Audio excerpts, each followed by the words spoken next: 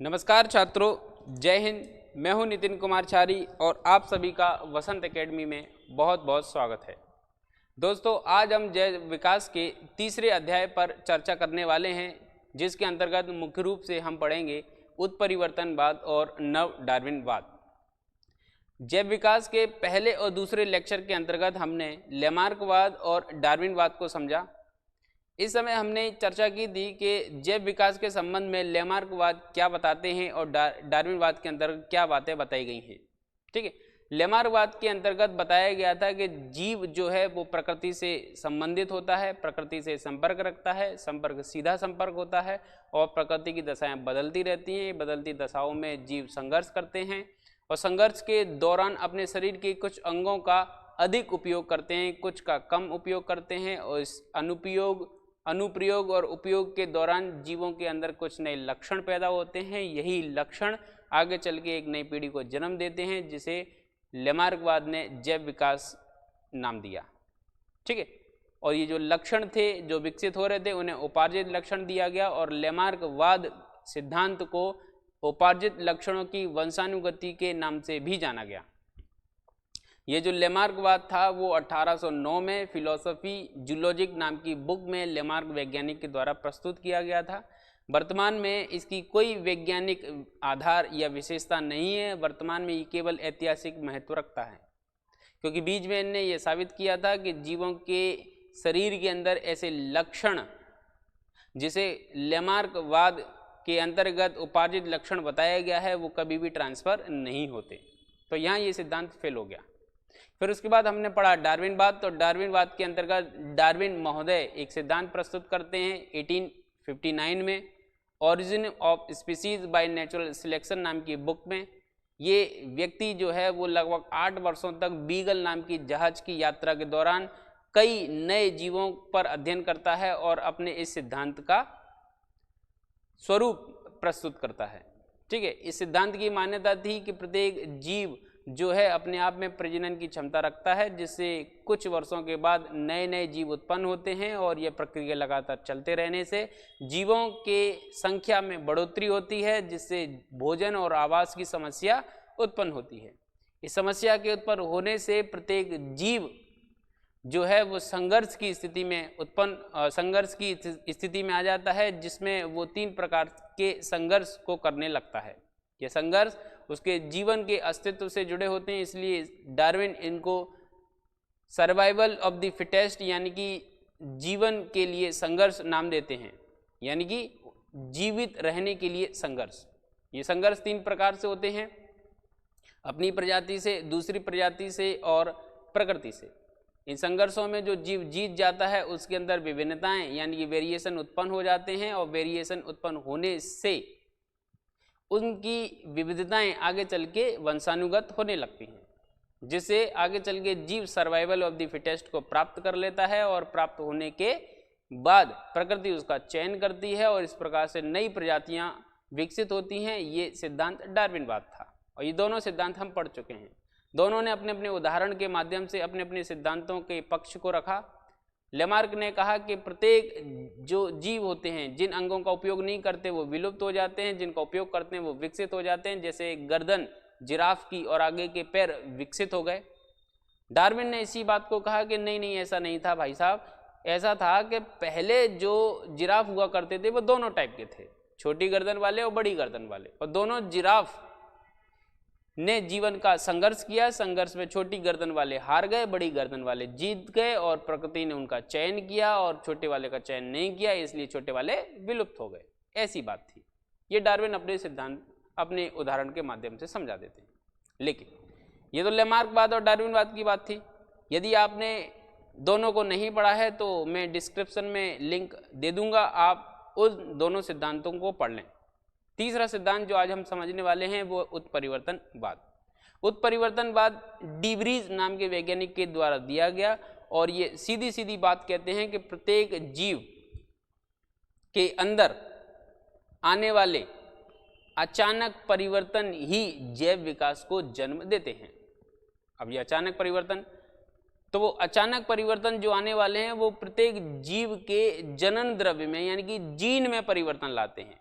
यदि किसी जीव के शरीर के अंदर जो जीन होते हैं, गुणसूत्र होते हैं, डीएनए होते हैं, जनन द्रव्य होता है, उसके अंदर आने वाले परिवर्तन जो अचानक से उत्पन्न होते हैं, वो अचानक से उत्पन्न होने वाले परिवर्तन ही जीव की संरचना को बदल देते हैं।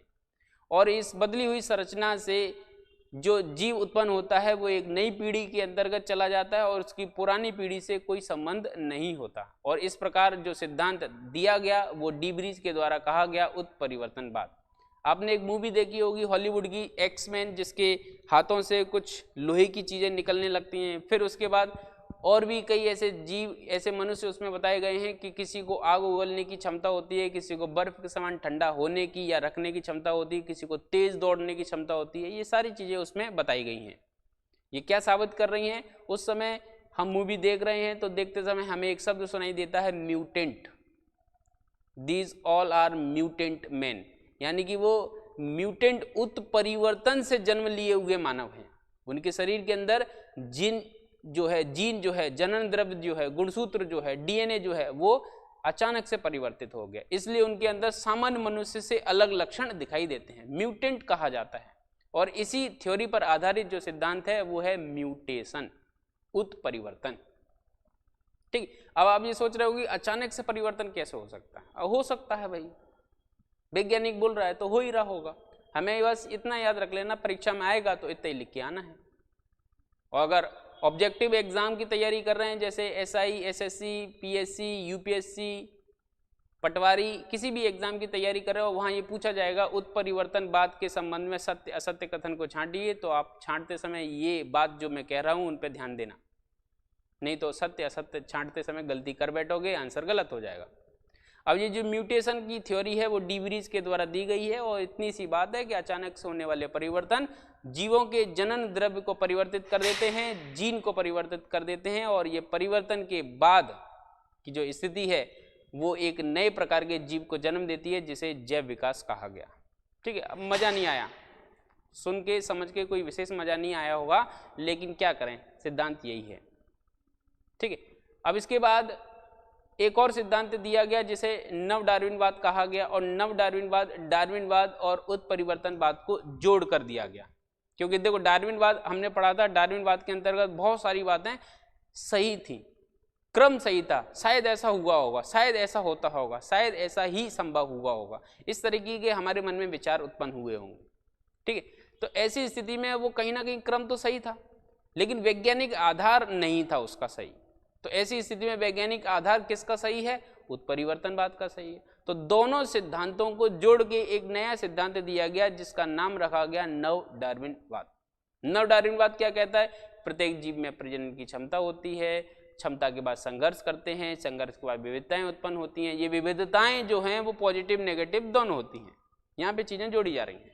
और जब ये विविधताएं उत्पन्न हो रही हैं तो उसके जनन द्रव्य में हो रही हैं, न कि कायिक द्रव्य में। सोमेटिक जो प्लाज्म है उसमें नहीं हो रहे हैं, जर्म प्लाज्म में उसमें ये विविधताएं उत्पन्न हो रही हैं, जिससे जीवों के अंदर नए लक्षण पैदा हो रहे हैं जो वंशानुगत भी होंगे। अब वंशानुगत के बाद उत्तरजीविता का साधन भी विकसित होगा और प्रकृति चयन भी करेगी, और यानी कि अब ऐसी स्थिति में जो जैव विकास होगा वो व्यवस्थित होगा। यानी कि डार्विनवाद के अंतर्गत आप उत्परिवर्तनवाद को जोड़ दो तो वो बन जाता है नव डार्विनवाद। ठीक है, परीक्षा में प्रश्न पूछा जाएगा नव डार्विनवाद संबंधित है तो डार्विनवाद और उत्परिवर्तनवाद से। ठीक है, एक एक करके चीजें थोड़ा समझ लेते हैं। यहां तक हमने जो कहानियां सुनी हैं उन कहानियों को एक एक करके आगे बढ़ाते हैं। तो जैव विकास के संबंध में जो मुख्य रूप से सिद्धांत हैं वो आपके पास कितने सिद्धांत हैं? 4 सिद्धांत हैं। पहला सिद्धांत कौन सा है? पहला सिद्धांत है आपका लेमार्कवाद। लेमार्क वैज्ञानिक के द्वारा दिया गया, 1809 में दिया गया। एक बुक लिखी गई थी, उस बुक का नाम क्या है आपको कमेंट बॉक्स में लिख देना है। ठीक है, डार्विनवाद इसके बाद दिया गया, और डार्विनवाद दिया गया 1859 में। इन्होंने भी एक बुक लिखी थी, उस बुक का नाम भी आपको कमेंट बॉक्स में छाप देना है। ठीक है, फिर उसके बाद तीसरे नंबर का जो सिद्धांत जो आज हमने देखा वो उस सिद्धांत का नाम है उत्परिवर्तनवाद। यह सिद्धांत 1901 में दिया गया। कोई खास किताब नहीं आपको याद करनी है, इसमें आपको सहूलियत मिल जाएगी। ठीक है, फिर उसके बाद आगे चल के एक और सिद्धांत दिया गया जो था नव डार्विनवाद, और जो नव डार्विनवाद है वो डार्विनवाद और उत्परिवर्तनवाद के जोड़ने से जो नई अवधारणा विकसित हुई उसको कहा गया नव डार्विनवाद। कुछ किताब इसको आधुनिक संश्लेषणवाद भी कहते हैं, मॉडर्न सिंथेटिक थ्योरी, ठीक है, ये इस नाम से भी जाना जाता है। अब उसके बाद ये डार्विनवाद क्या है, देखो सॉरी उत्परिवर्तनवाद जो है वो क्या है, तो वो सबसे पहले तो आप समझ लो कि डी ब्रीज नाम के वैज्ञानिक, ये आपको दिखाई दे रहे हैं साइड में, इन अंकल के द्वारा ये प्रस्तुत किया गया था और ये जो सिद्धांत है वो 1901 में दिया गया था। ये हॉलैंड के रहने वाले नागरिक थे, ठीक है। हॉलैंड नहीं पूछा जाएगा, लेकिन हाँ ये जरूर पूछा जाएगा कि उत्परिवर्तनवाद किसने दिया और कब दिया। तो किसने दिया, डी ब्रीज के द्वारा दिया गया, ह्यूगो डी ब्रीज इनका पूरा नाम है। आप डी ब्रीज याद रखोगे तो भी काम चल जाएगा। कब दिया गया, 1901 में दिया गया, ठीक है। फिर इस सिद्धांत की मूल मान्यताएं क्या हैं, तो ये बताते हैं कि जैव विकास छोटी छोटी विभिन्नताओं के कारण नहीं बल्कि बड़ी और आकस्मिक विभिन्नताओं के कारण होता है। जैव विकास जो होता है यानी कि जीवों के अंदर जो विकास परिवर्तन चल रहा है वो छोटी छोटी विभिन्नताओं के कारण नहीं बल्कि बड़ी बड़ी और आकस्मिक अचानक से होने वाली परिवर्तन के कारण उत्पन्न होता है जैव विकास, ऐसा ये बताना चाह रहे हैं, ठीक है। इन बड़ी व आकस्मिक विभिन्नताओं को उत्परिवर्तन कहा जाता है, ठीक है।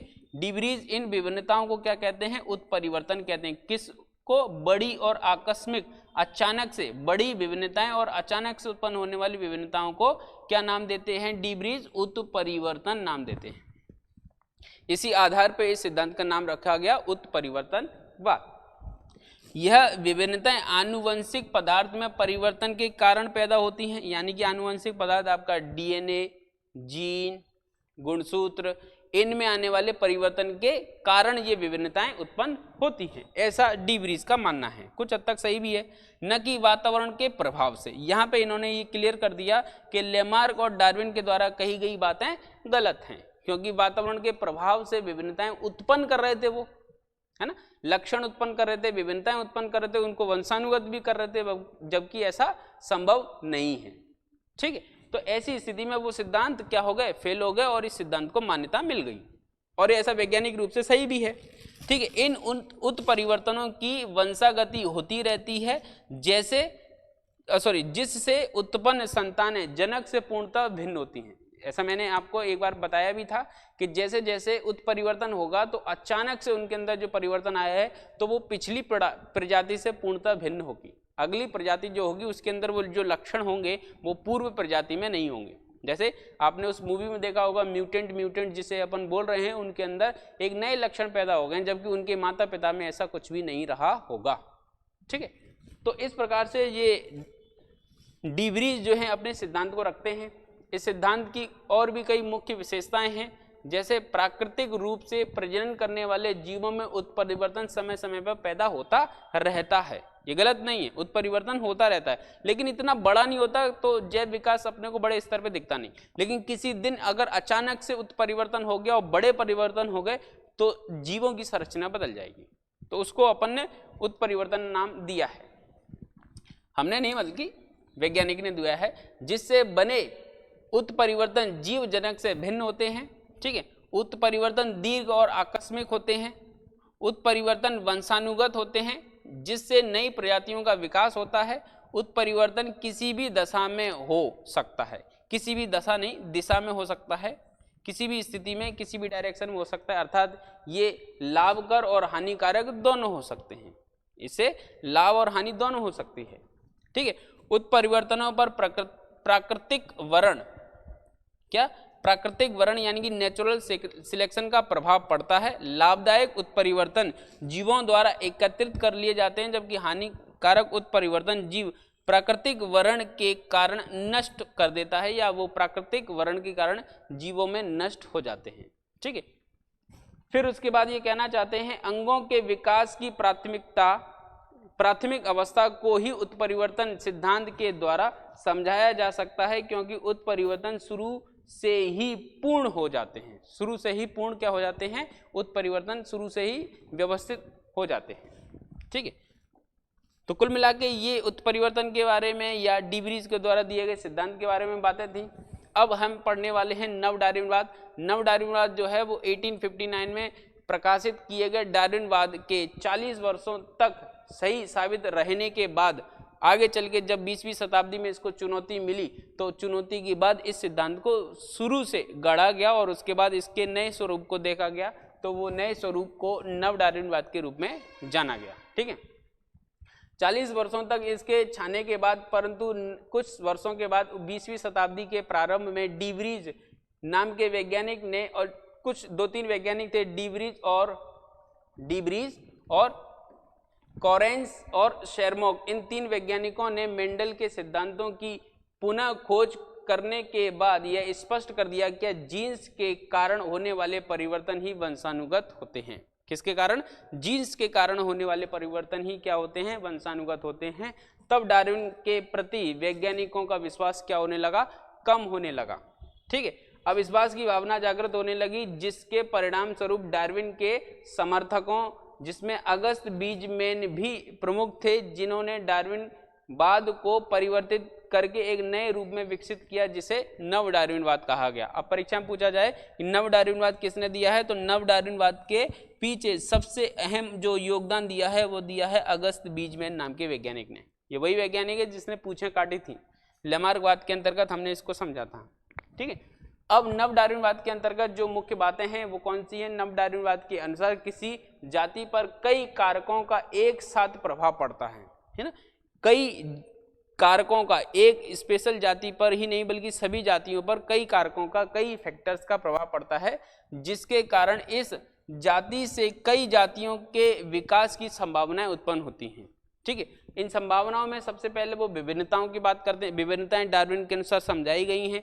संघर्ष होगा, संघर्ष से विभिन्नताएं उत्पन्न होंगी। विभिन्नताएं जो उत्पन्न होंगी वो सकारात्मक नकारात्मक दोनों हो सकती हैं, यानी कि ये उत्परिवर्तनवाद के अंतर्गत बताया गया था कि विभिन्नताएं सकारात्मक नकारात्मक होंगी, और सकारात्मक विभिन्नताओं को व्यक्ति क्या कर लेगा, जीव क्या कर लेगा, एडॉप्ट कर लेगा, और नकारात्मक विभिन्नताओं को क्या कर देगा, छोड़ देगा। और इसके बाद प्राकृतिक चयन होगा। प्राकृतिक चयन के बाद जो नई प्रजाति विकसित होगी वो जैव विकास के क्रम में अपने आप को आगे बढ़ा लेगी, और इस प्रकार से ये जो सिद्धांत है वो खत्म हो जाते हैं। और यदि आपको ये पसंद आया हो तो आप इस चैनल को, इस वीडियो को लाइक जरूर करेंगे, और इसके बाद अपने दोस्तों से इस लेक्चर को शेयर करेंगे। यदि आप इस लेक्चर को दोबारा या लगातार देखना चाहते हैं तो चैनल को सब्सक्राइब भी करेंगे, और अपने किसी भी समस्या के समाधान के लिए, जो परीक्षा से संबंधित, विज्ञान से संबंधित कोई समस्या है, तो पीछे दिए गए नंबर पे आप कॉल कर सकते हैं। जय हिंद।